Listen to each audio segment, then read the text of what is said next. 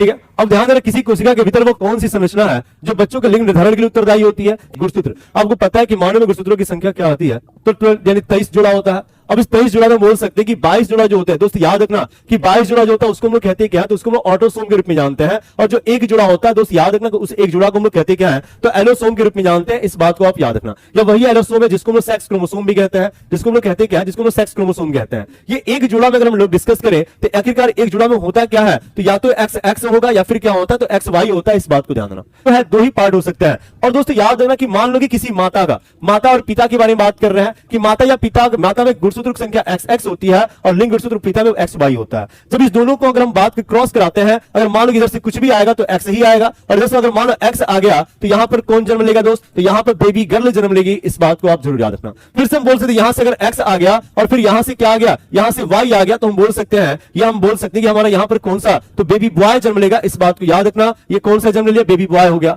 तो यहां पर माता और पिता के बारे में बात कर रहे हैं। तो दोस्त आपने क्या सुना कि जो बच्चों का लिंग का निर्धारण होता है वो आखिरकार गुणसूत्र पर डिपेंड करता है।